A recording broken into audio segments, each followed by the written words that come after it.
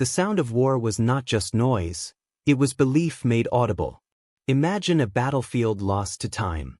Smoke curling from the ground, ranks of men standing shoulder to shoulder, hearts pounding in rhythm with the thunder of drums. The air itself seems alive, trembling with something deeper than fear or courage. For those ancient soldiers, the drum was not merely an instrument. It was the voice of gods, ancestors, and spirits who stood unseen beside them. Each beat was a heartbeat of the earth, a reminder that death was close, yet not final.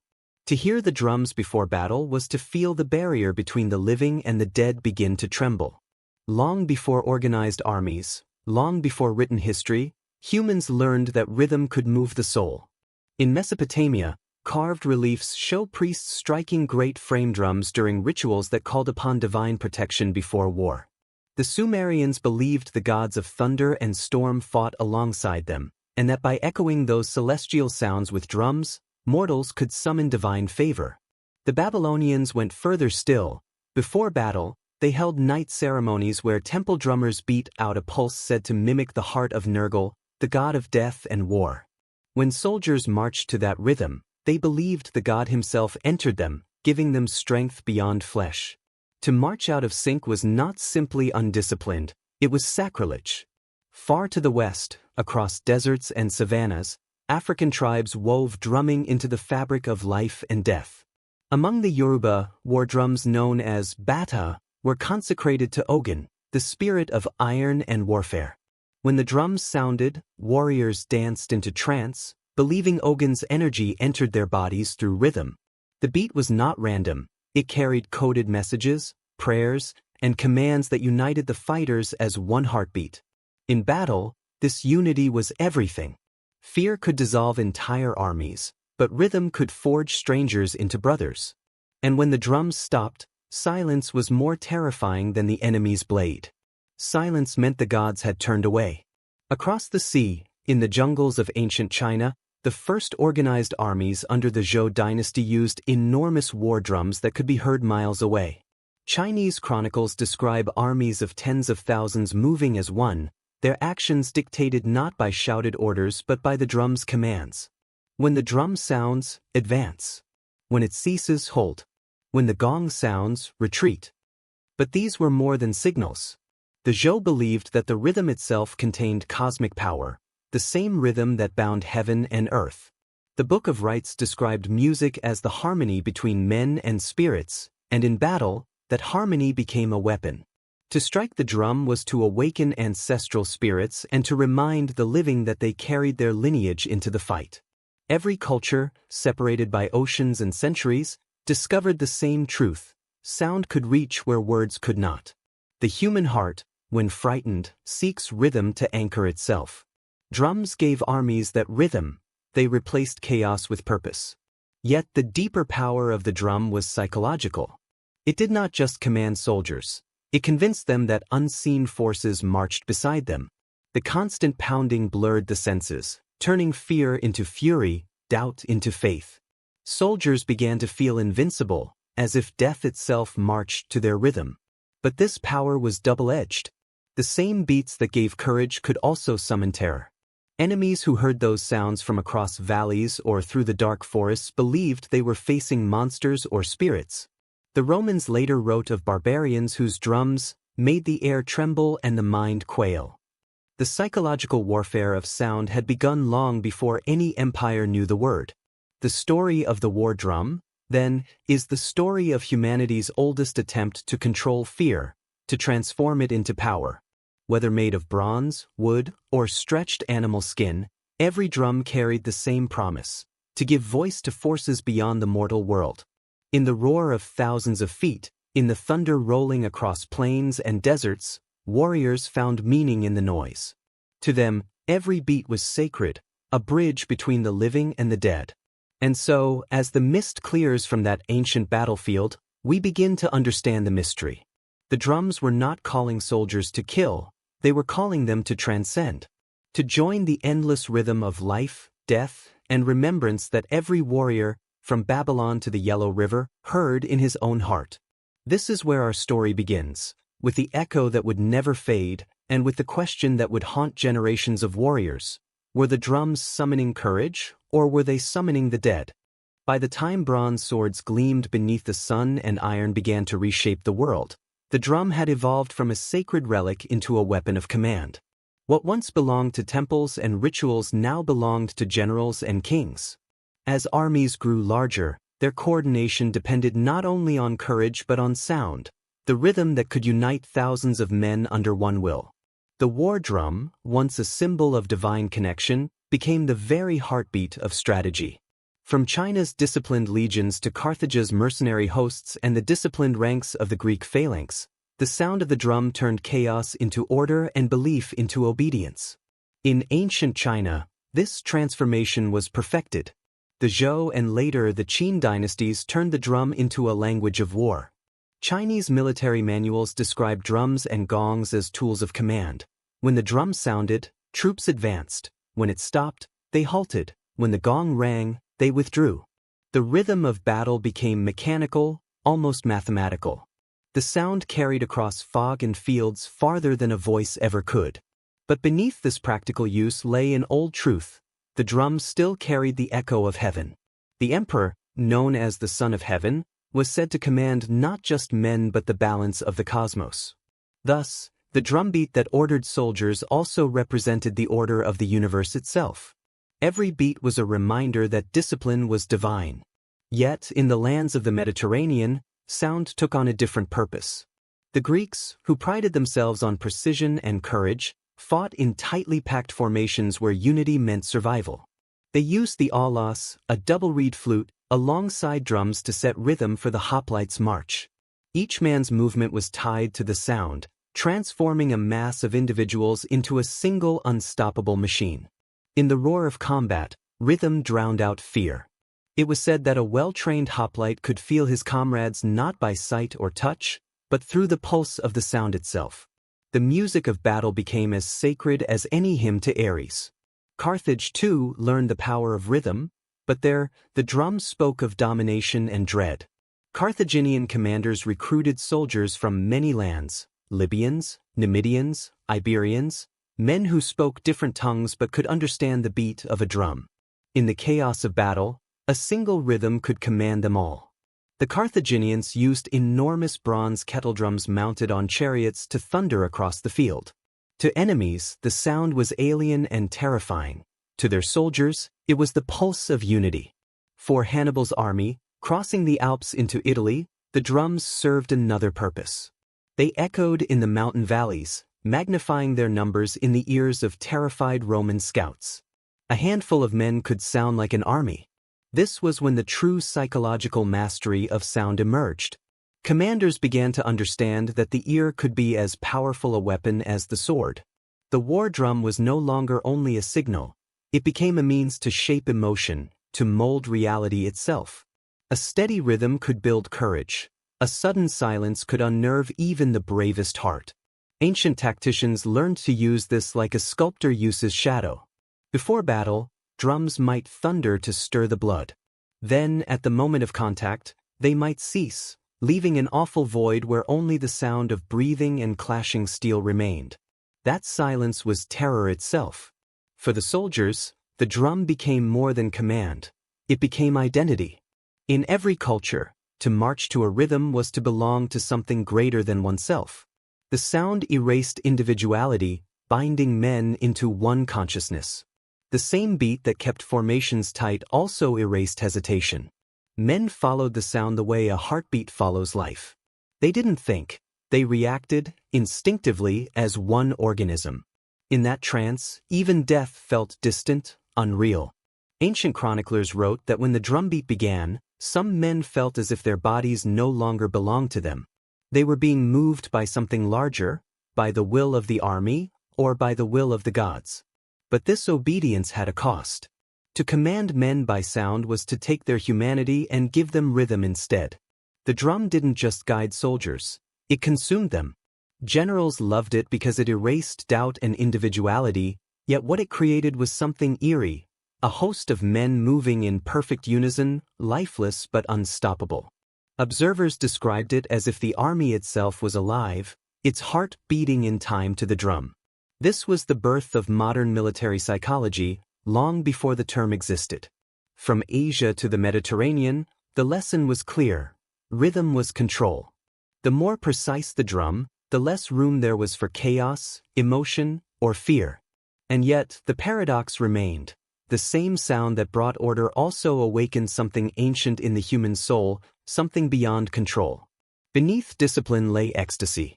Beneath unity lay the memory of ritual. As armies marched to drums, they were not only following strategy, they were echoing the oldest ceremonies of life and death, repeating the rhythm their ancestors once used to summon the gods. The war drum had become a machine of empire, but it still carried the ghost of the sacred. Every time the rhythm began, a soldier might wonder, just for an instant, whether he was marching under the orders of his general, or to the call of something much older, something that demanded blood as the price for obedience.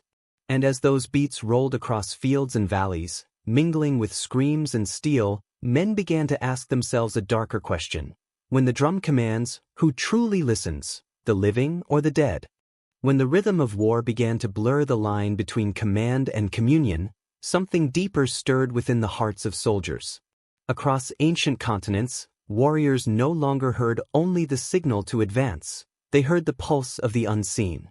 They began to believe that every beat of the drum opened a door, a thin passage through which the spirits of their ancestors could march beside them. The sound of war became a ritual of resurrection. It was not enough to face death bravely. One had to call upon those who had already crossed into it. To march to the drum was to invite the dead to return. Among the Scythians, fierce horsemen of the Eurasian steppes, this belief was woven into every campaign. Before battle, their shamans held ceremonies where they beat hide drums painted with red ochre, symbolizing blood and renewal. They called upon the spirits of warriors who had fallen before, believing that those souls would enter the bodies of the living, lending them strength and fury. Archaeologists have uncovered graves filled with drums beside weapons, as if their owners expected to need rhythm in the afterlife. To the Scythians, the boundary between warrior and spirit was not a wall but a veil, one that the drumbeat could easily pierce. When the sound rolled across the plains, they believed the dead rode again, hooves pounding in rhythm with the living. Far to the south, among the Zulu and other Bantu-speaking peoples of Africa, drumming was never merely music, it was communication with the ancestors. Before charging into battle, warriors gathered around great war drums, invoking Amidlozi, the spirits of their lineage. Each rhythmic pattern was a prayer, a coded language asking for strength, protection, and vengeance. Zulu oral traditions speak of warriors entering a kind of trance, their bodies shaking, their eyes glazing as the drumbeat deepened. In that state, fear disappeared. They no longer fought as individuals but as channels of their ancestors' will.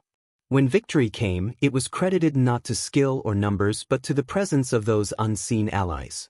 And when defeat came, it was because the spirits had turned away. In Japan, the same spiritual logic took on a thunderous form. The taiko drum, massive, booming, and resonant, was more than an instrument of rhythm, it was the thunder of the gods themselves.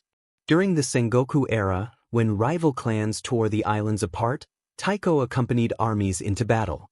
Chroniclers wrote that the drum's sound could be heard for miles, rolling through valleys like a storm. Samurai believed that the sound awoke the spirits of fallen ancestors, who would descend upon the battlefield to guide their swords. The taiko was struck not just with precision but with reverence, often during Shinto rituals before dawn, when priests would call upon kami, or divine spirits, to inhabit the warriors' bodies. As the drum thundered and men shouted war cries, the air thickened with something more than sound, a sense that the veil between the mortal and the divine had truly been torn. Even among the Celts of ancient Europe, echoes of this same faith resounded. Their war drums, often accompanied by the bellowing horns known as carnix, filled the air with sound meant to terrify the enemy and awaken ancestral spirits. Roman chroniclers described the Celts as mad with fury, their faces painted, their eyes wild as if possessed. The Romans, grounded in order and discipline, could not understand how men could fight like that, without fear, without hesitation. But to the Celts, that frenzy was not madness, it was communion. It was the voice of the dead speaking through the living. In every culture, the pattern is the same. The drum transforms fear into faith. When faced with death, soldiers turned to sound, because rhythm could do what reason could not. It could convince the body it was immortal, at least for a moment. Modern psychologists might call it mass hypnosis, a state where the repetitive beat overrides conscious thought, flooding the body with adrenaline and unity. But to the ancient warrior, it was proof that something greater was at work. The noise was not only in the ears but in the soul. It was a promise that death was not the end, merely a passage into another rhythm. The battlefield itself became a sacred space. The pounding of drums was both a command and a prayer, both a tactic and a spell. In the haze of sound and smoke, soldiers could no longer tell where the world of the living ended and the realm of spirits began. Their ancestors' courage became their own. Their fear vanished, replaced by something more dangerous, a belief that they were untouchable, chosen, immortal. For those moments, they ceased to be men and became part of something eternal. And yet, behind this power lurked darkness. For when one believes the dead fight beside them, mercy becomes impossible. Wars fought with ancestral blessing became wars of annihilation. Enemies were not merely foes, they were heretics, obstacles to sacred will. The same drum that gave courage could also sanctify cruelty. To silence the enemy's drum was to silence their ancestors, to erase their memory from the earth. This is the paradox at the heart of the war drum's magic. It binds men together, but it also binds them to death. In summoning the spirits of their dead, ancient armies were summoning their own fate. The rhythm that gave them power also ensured that their stories would end in blood and echo. Across time and continents, the belief endured. When the drumbeat began, the dead would march once more. The Scythians' painted drum, the Zulus' sacred rhythm, the Japanese taiko, all spoke the same language. It was the language of remembrance, of defiance, and of surrender to forces too vast to comprehend. And as the centuries passed, empires began to rise and fall.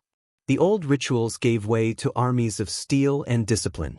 Yet the idea never died, that the rhythm of war could stir not only men's hearts, but the very souls of the departed.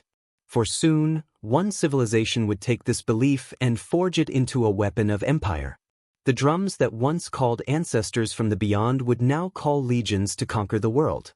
The night before battle, the Siberian wind screamed through the trees as warriors gathered around a roaring fire. Their shaman stood before them, his drums stretched with reindeer hide, painted with symbols of the sky and the underworld. As he struck it, the rhythm grew faster, vibrating in the marrow of every man. It was said that the spirits of fallen ancestors entered their bodies through that sound. When dawn came, they marched not as mortals, but as vessels of the dead. Across the frozen plain, the Mongol cavalry approached, a storm of hooves, banners, and cold discipline. Yet the tribes met them with rhythm, not fear. The drums thundered, echoing through the ice like thunder from the gods. The Mongols, masters of tactics and terror, felt an unease they could not name. For every man they felled, two more seemed to rise from the snow, their eyes burning with something beyond life. When the fighting ended, the snow was red and silent. The Mongols won, but they said later that victory felt hollow, that even in triumph, the air still pulsed with the beat of those drums. Some swore they heard it echoing long after the warriors were gone, a reminder that the spirits they tried to silence had only been summoned louder. The drum was not a weapon of wood and skin, it was a covenant between the living and the dead. And on that plane, where men became ghosts and ghosts became men, the line between the two blurred forever. When empires expanded and the old tribes fell, the drum changed allegiance. It no longer served kings or emperors but the enslaved, the conquered, and the forgotten. In Africa, under the weight of colonial power, drumming became forbidden, because the colonizers had learned its secret. Rhythm was communication, resistance, and unity. Across villages and forests, coded beats carried messages faster than horses. The British and French tried to ban it, but silence could never conquer memory. In the Caribbean, enslaved Africans rebuilt their drums in secret from barrels and hides. They played to remember their gods, their languages, and their freedom. The rhythm of rebellion echoed across plantations, uniting the oppressed in purpose. During the Haitian Revolution, legend tells of a stormy night where a priest struck a sacred drum to summon the spirits of the ancestors. Lightning split the sky, and within days the enslaved rose up, the first successful slave revolt in history. Even centuries later, the sound carried meaning beyond resistance. The drum had become the voice of identity. In every uprising, every chant for freedom, the echo of those forbidden beats returned. It was not only the sound of defiance, but of remembrance, a declaration that no matter how many chains bound the body, the spirit could still rise. From the hills of Jamaica to the coasts of West Africa, the same pulse united the broken. It was the heartbeat of humanity's refusal to vanish, the music of the living and the dead marching together once more. When the last drums of empire fell silent, the rhythm did not die, it changed form. Cannons replaced thunder, and marching bands replaced shamans, yet the pulse endured. Soldiers still marched to its beat, and parades still began with its roll. Even in modern war, where machines roar louder than men, the rhythm remains, a heartbeat hidden beneath steel and smoke. In the 20th century, the drum became memory. At funerals, its slow roll marked the passing of soldiers, no longer summoning spirits to battle, but guiding them home. Each strike echoed like a farewell heartbeat, honoring not just the fallen, but every warrior who ever followed that ancient call. The drum had transformed from a weapon of war into a keeper of souls. Yet in villages, temples, and mountains, the old belief survives. Shamans, monks, and elders still beat their drums to speak with ancestors and heal the living. The rhythm that once summoned courage now restores peace, a reminder that sound bridges worlds beyond reason. Perhaps that is the drum's final truth, that humanity cannot exist without rhythm. It was our first language, our first heartbeat, our first courage in the face of fear. The war drums that once summoned spirits have become part of us, our pulse, our memory, our inheritance. Even when all noise fades, one echo remains, the steady, eternal rhythm that links the living to the dead, the past to the present. The drums were never calling for war. They were calling for remembrance. And as long as hearts still beat, their song will never end.